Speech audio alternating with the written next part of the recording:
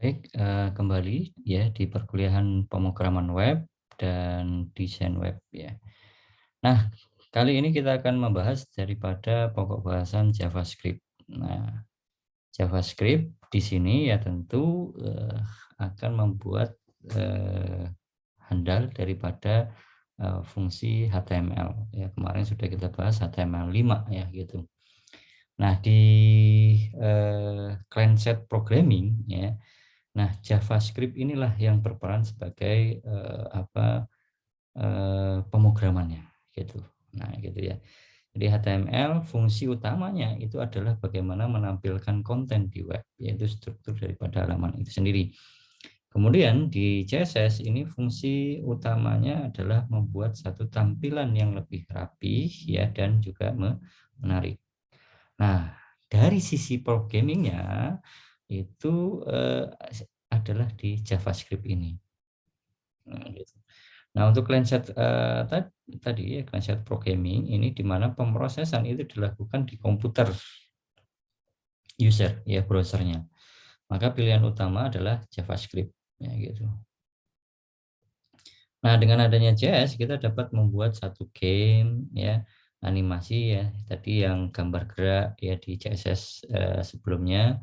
Terus kemudian juga game ya untuk membuat multimedia akan lebih menarik ya gitu di HTML5. Nah, itu kita bisa gunakan ini sehingga eh, kehandalan daripada HTML5 itu akan terlihat ya gitu. Nah, sebenarnya sih bisa saja ya animasi itu bisa menggunakan flash gitu ya. Namun tentu ada berbayarnya gitu ya gitu sehingga beberapa pertimbangan ini yang nantinya seorang programmer itu akan mengurungkan ya gitu sehingga dengan HTML5 ini nanti Anda akan bisa mengeksplorasi bagaimana nanti pembuatan animasi ataupun gamenya. Oke, nah kode JS ini kita bisa letakkan di dalam HTML itu di mana ya? Anda bisa letakkan di head ataupun di body ya, di tagnya body seperti ini atau di tagnya head ya nanti. Ya, silahkan ya. Kalau ini saya implementasikan di tag body ya, headnya saya tidak buatkan di sini. Nah, kemudian sebuah statement itu biasanya kita akhiri dengan semikolon ya seperti ini. Ya, ingat bahwasanya namanya pemrograman itu tentu biasanya setelah sintak itu ada semikolon. Ya, gitu. Nah, selain itu juga tolong ya rekan-rekan juga perhatikan bahwasanya variabel saya dengan variabel saya S-nya besar, ya S-nya besar seperti ini, itu jelas berbeda ya karena di dalam pemrograman ini jadi JavaScript ini sangat case sensitif gitu. Jadi harus benar-benar sama di dalam penulisan variabel itu sendiri. Nah, kalau kita lihat variabel tipe data dan objek di mana variabel ini ada beberapa aturan syarat dalam penulisannya. Ya, ingat bahwasanya ini juga tidak menutup kemungkinan untuk yang pemrograman yang lain ya. Bahwasanya variabel ini juga harus dimulai dengan huruf gitu. Nah, variabel itu bisa dimulai dengan seperti ini ya. Kalau misalkan Anda ingin membuat dolar gitu atau membuat underscore gitu juga bisa dimulai dengan ini. Selain daripada huruf.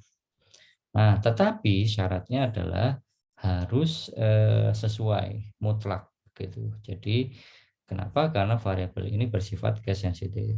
Ya, salah huruf besar aja dia akan tidak dikenali. Ya, variabel tersebut tidak dikenali. Nah, selain itu kalau di CSS kemarin ya itu komentar kita bisa menggunakan bintang slash bintang atau ditutup dengan bintang slash. Nah, kalau di sini ini juga sama ya slash bintang gitu buat sintaknya atau ditutup dengan bintang slash atau bisa menggunakan slash slash double slash gitu ya. Nah, tipe data itu kalau kita lihat string ini biasanya untuk menyimpan daripada teks ya gitu ya. Number ini untuk menyimpan daripada angka ya kan, bilangan bulat ya atau desimal. Kemudian boolean ini biasanya bernilai true atau false, benar atau salah begitu ya. Kemudian array ini adalah untuk menyimpan data dengan tipe data yang sama ya. Kalau misalkan tadi number, maka dia semua elemennya harus berisi number. Dan biasanya indeksnya ya, bukan biasanya, harus ya. Indeks itu dimulai dari 0 gitu ya. Gitu. Oke, terus kemudian objek. Nah, berbeda dengan array bahwasanya kalau di objek ini bisa menggunakan bisa menyimpan lebih dari tipe data yang berbeda. Contohnya kayak tadi kan ini kalau angka-angka semua itu. Nah, kalau di objek ini kita bisa menyimpan bisa angka, bisa objek, bisa angka, bisa eh, apa? String atau teks gitu.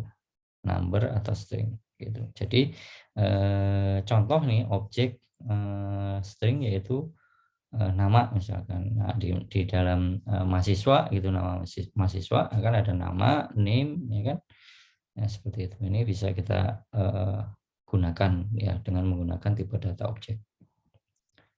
Nah, contohnya nih ya, objek ini ya bahwasanya objek itu bukan hanya menyimpan variabel atau properti, tetapi juga bisa menyimpan metode gitu ya. Jadi properti ini adalah nilai yang terkait dengan sebuah objek, sedangkan kalau metode itu satu aksi ya yang bisa kita lakukan dari objek tersebut. Contohnya kan ini ya, ini objek properti ya. Nah, mobil dot nama ya, ada Mazda. Nah, ini kan menyimpan string dan juga menyimpan number ya gitu. Oke, kalau yang objek metode, nah ini contohnya mobil.starter. Ini satu metode yang menyimpan satu metode dari objek mobil ya gitu. Itu bisa dikenal. Nah, objek daripada standar JavaScript ya umumnya ada objek string yang menyediakan satu jenis metode yang memungkinkan kita untuk manipulasi variabel yang jenisnya string. Kalau objek number untuk yang manipulasi terhadap dasar-dasar bilangan ya, terhadap operasi bilangan gitu ya. Objek array itu untuk membuat tabel misalkan tambah, hapus, ambil dan urutkan gitu ya. Dan lain-lain ini bisa kita gunakan. Contoh ya, kita langsung saja, di mana di sini ada variabel crop web yaitu www.kompas.com dan ada variabel yang lain yaitu visit, yaitu kunjungi ya, www.detik.com misalkan seperti ini. Jadi kalau misalkan kita panggil ya dokumen.read crop web gitu ya, seperti ini adalah bahasa Java-nya .read gitu. Nah, di sini kita panggil crop web 5 gitu. Ini masih di di dalam array ya, di mana di sini crop web 5 ya, nih.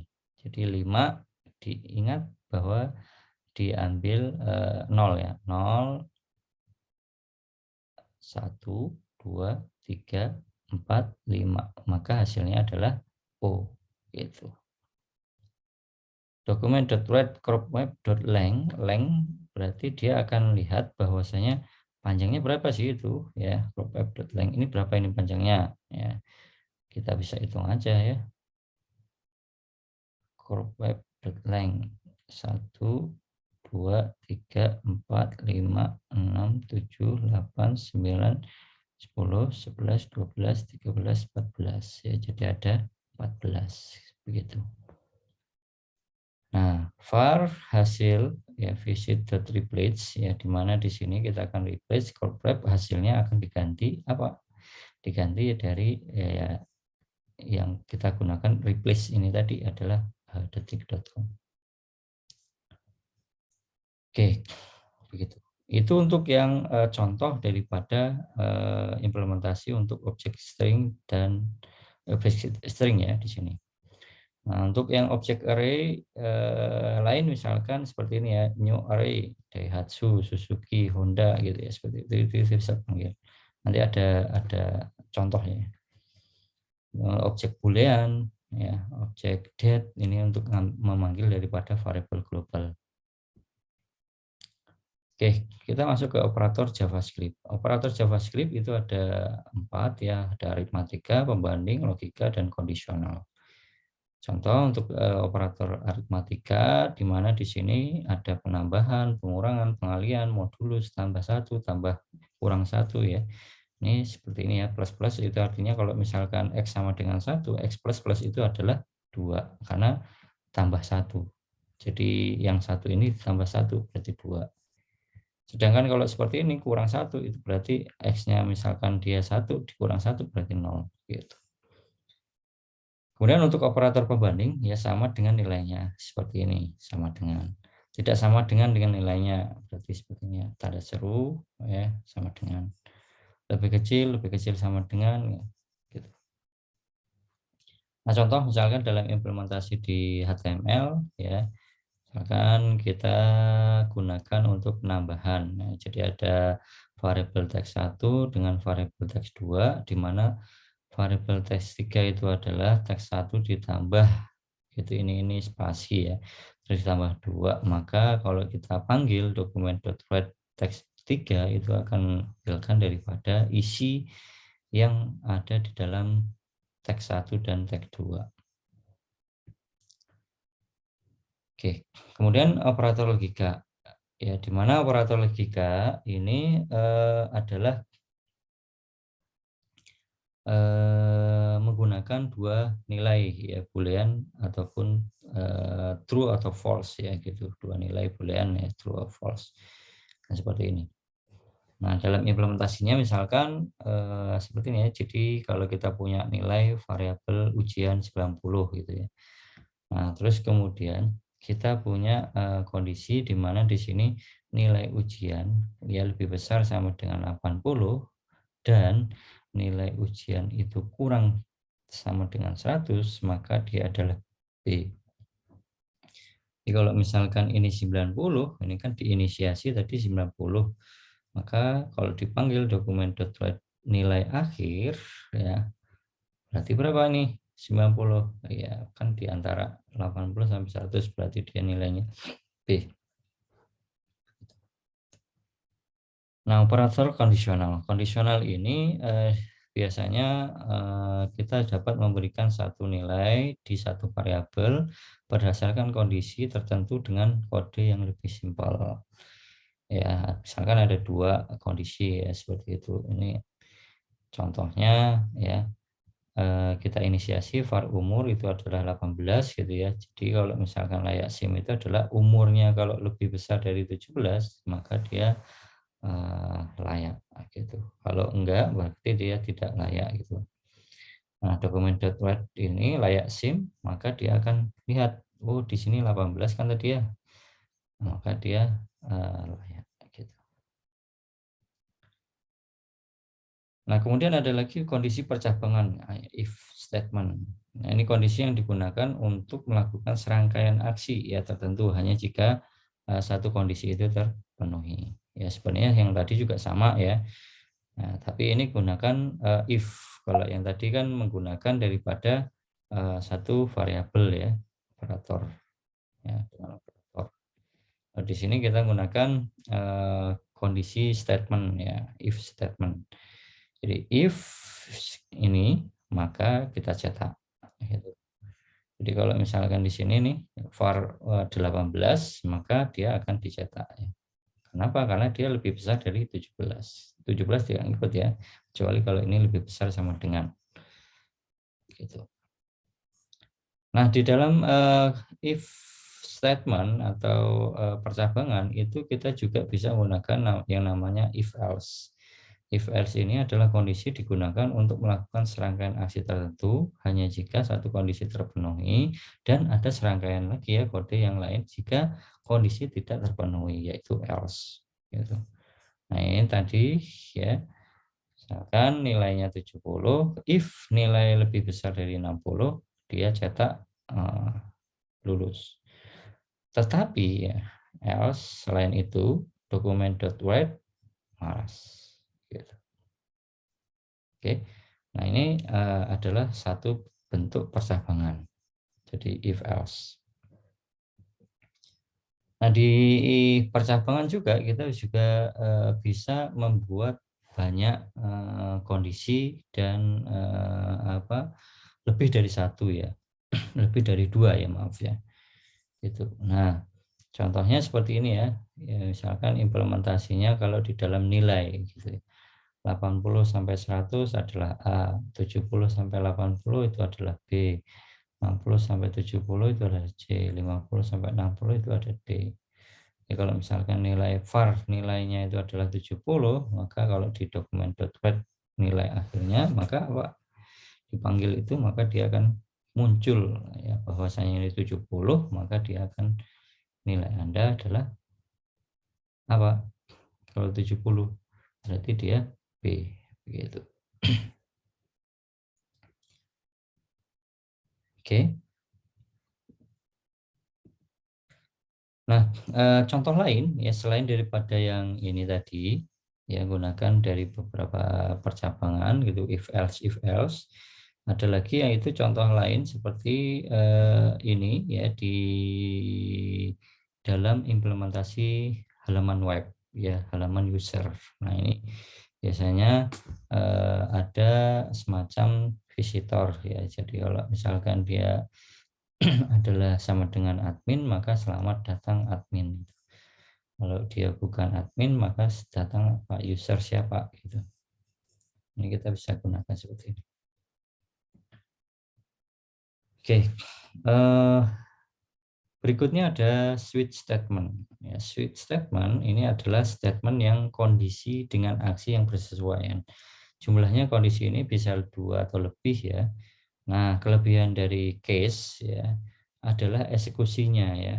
Pemeriksaan kondisi itu tidak harus satu persatu. Jadi kalau tadi kan di if else itu dicekin dulu satu persatu. Jadi dia masuk sini tidak masuk sini tidak. Oh iya masuk gitu. Masuk. Jadi dicekin dalam satu urutan. Nah, kalau di case maka dia akan memanggil case-nya itu. Jadi kalau misalkan di sini var sila Pancasila 4, maka dia akan ambil langsung switch ke case 4. Kenapa? Karena dia di sini value-nya 4 langsung. Jadi nanti dia akan mencetak ya, kalau 4 berarti kerakyatan yang dipimpinnya ini 3, kecuali kalau ini 3 baru dia akan ambil persatuan Indonesia. Oke ya, itu. Kemudian loop ini merupakan satu kumpulan perintah yang dieksekusi berulang-ulang ya, sesuai dengan kondisi tertentu. Jadi ada beberapa contoh di dalam jenis loop. Ini ada for loop, for in loop ya, while loop, do while. Nah, looping atau perulangan ya, itu umumnya kalau kita menggunakan array ya, ini seperti ini, dokumen.write array index 0 ya. Ini pengurangan ya, jadi dia akan mencetak secara berulang-ulang dari indeksnya gitu. Kalau kita gunakan for loop ya, loop ini ditandai dengan batas yang lebih jelas ya, antara mana sampai mana, for mana sampai mana. Jadi ini contohnya. Jadi untuk for, jadi kita punya yang namanya array kota ya, di mana di situ ada JKT, BDG, BTH, SBY gitu ya. For ya, jadi dia gunakan for. Ini for-nya adalah for loop. Ya, var i 0 ya. I lebih besar sama dengan 3. Artinya nanti di sini itu 1 sampai 3 ya di sini ya. Nah, gitu. Sorry. Karena ini 0 ya. 0, sorry. 0 i sama dengan 0 sampai 3. Ya, di mana di sini adalah ada aritmatik ya. Ya. Jadi operasi aritmatik digunakan di sini yaitu tambah 1 ya kan. i plus plus. Nah, document.writeArray kota i-nya itu kan inisiasinya 0, ya kan? Maka dia akan cetak seterusnya sampai habis karena i itu lebih besar dari lebih kecil sama dengan 3 gitu. Oke, maka dia ya sama sebenarnya seperti layaknya yang ada di sini tadi. Hanya saja kita menggunakan fungsi for. Gitu. Kalau di sini kan kita gunakan pengetikan secara berulang-ulang ya. Indeks 0, indeks 1, indeks 2, indeks 3 gitu ya. Oke, cara lain daripada for loop yang tadi itu juga bisa menggunakan untuk mengakses semua isi array dengan lebih sederhana. Ya, contohnya seperti ini ya, var i ya, 0, jadi inisiasi 0, indeks 0 itu berarti nanti ini kan ya. Var array ya, di mana array itu dimulai i, document.writeArray i yaitu kita gunakan fungsi yang tadi ya, aritmatik ya, i itu plus plus, maka dia akan menambah terus gitu ya. Gitu. Kemudian ada yang namanya for in loop ya. Loop ini digunakan untuk menelusuri properti daripada sebuah objek. Ya, jadi dia akan menelusuri for ini ya. Jadi objeknya adalah objek mobil, di mana itu ada nama Daihatsu Ayla, warnanya adalah merah. Gitu. For var in in objek mobil, objek ini ya, objek mobil, document.write objek mobil ya, objek mobil i, maka dia akan mengambil seluruh yang ada di dalam objek array ini. Gitu. Jadi nanti ditampilkan semua. Kalau yang ini tadi kan kita panggil ya dari indeksnya. Nah, kalau yang ini kita langsung panggil objeknya. Bahwasanya variabel i pada objek mobil kan ini ya. Nah, gitu. Langsung kita tulis document.write objek mobil i. Gitu. Nah, kemudian ada lagi yang while loop, ya, looping yang kita cek ya. Jadi looping ini berjalan sepanjang kondisi itu terpenuhi. Ya, saat dia terpenuhi maka dia akan looping. Nah, ini variabel i while saat ya. I itu kurang dari 1000, maka dia akan mencetak ini. Terus gitu sampai berarti 99. 999. Gitu. Nah, berbeda dengan ini masih di while loop ya, masih di mana di sini menggunakan array. Nah, kalau bahasa array, penggunaan while untuk pengolahan array. Jadi ingat kita lupa perintah untuk menambahkan daripada nilai counter i, maka looping ini tidak akan berhenti ya. Ya, jadi dia akan terus melakukan looping. Nah, itu.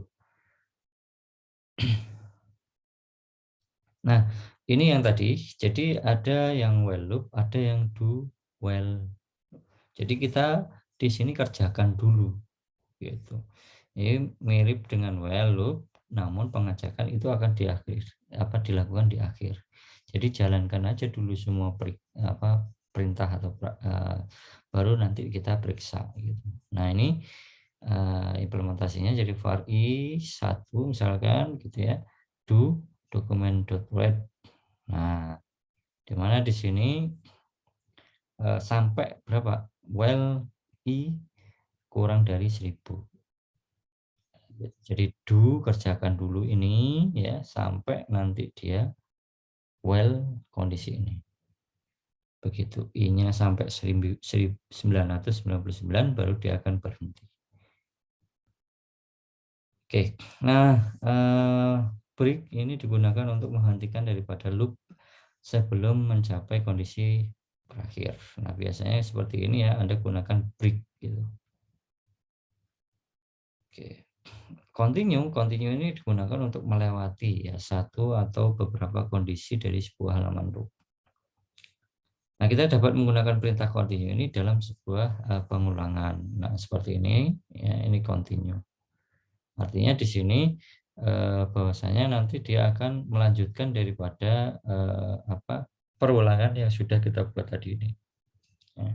Well, I lebih besar sama dengan 10, I-nya itu sama dengan 5, ya. Let nanti ada muncul pembagian dengan 0 gitu ya. I dan seterusnya gitu. Oke, kita juga langsung ke latihan saja ya, silahkan nanti dicoba beberapa sintak berikut ini ya. Misalkan kita memanggil alat ya, hello world gitu ya, seperti itu. Nanti kita klik pop up ini ya, baru nanti dia akan muncul hello world. Ini ya, dimana di sini fungsinya adalah pop up ya. Alatnya hello world. Ini teksnya ya, yang kita tampilkan di satu jendela alat. Nah, di CSS-nya kita tambahkan ini type button ya, on click. Ini pakai apa ya? Pakai inline ya. Jadi ini CSS yang inline. Nah, ini. Oke, terus kemudian kita coba juga untuk tampilan event hover. Ya, event hover. Jadi nanti akan muncul semacam jari gitu ya, seperti itu. Nah, function pop up ya, dimana di sini kita gunakan adalah pop up hover ya, mouse over. Nah, di sini on mouse over, on mouse out, artinya dia nanti kalau dia diarahkan maka dia akan keluar on mouse-nya. Ini kalau dia di geser gitu ya, dia akan on mouse out ya, gitu. Keluar. Oke, terus kemudian ada while loop. Ya, silahkan nanti dicoba ya untuk case ini ya, dimana dia akan melakukan looping sebanyak 5 ya, gitu. Kurang dari 5 ya. Dan function prompt. Nah, biasanya prompt ini untuk interaksi ke user. Nah, nanti coba dituliskan ya kode berikut ini ya, sedikit sekali ya, di HTML ya, silahkan. Ini semua digunakan di inline. Nah, ini pakai fungsinya prompter. Jadi kalau yang tadi itu kan fungsinya pop up ya, jadi sini kalau ini prompter, dimana di sini nanti dia akan muncul ya jendela, hey ini siapa nama kamu ya, ada teksnya ya gitu. Oke, ini objek date ya, ini memanggil daripada tadi variabel global. Jadi tinggal memanggil new date, dimana di sini current time new date-nya ya. Oke, dia akan manggil daripada time saat ini ya. Nanti kalau dieksekusi maka time saat inilah gitu. Baik, untuk manajemen daripada file di JavaScript. Nah, bagaimana sih dalam menuliskan daripada JavaScript itu? Ya, hampir mirip-mirip seperti di CSS, bahwasanya kita bisa menuliskan di dalam internal, yaitu ditulis di dalam halaman file HTML itu sendiri ya gitu. Nah, contohnya seperti ini ya. Ini script gitu ya, di dalam teks script gitu ya. Nah, ini kita tuliskan daripada kode Java-nya. Oke, kalau yang eksternal itu berarti kita keluarkan ya, teks script ini kita keluarkan. Gitu. Jadi kita tinggal keluarkan menjadi eksternal gitu, seperti ini nih. Lalu tidak lupa ya, kita tambahkan scriptnya ambil dari source file path-nya di mana ya. Kalau dia samaan dengan HTML atau sejajar dengan HTML, Anda bisa langsung panggil ya. Gitu. Nah, ini apa sih sebenarnya? Ini adalah contoh daripada pemanggilan inner HTML di JavaScript.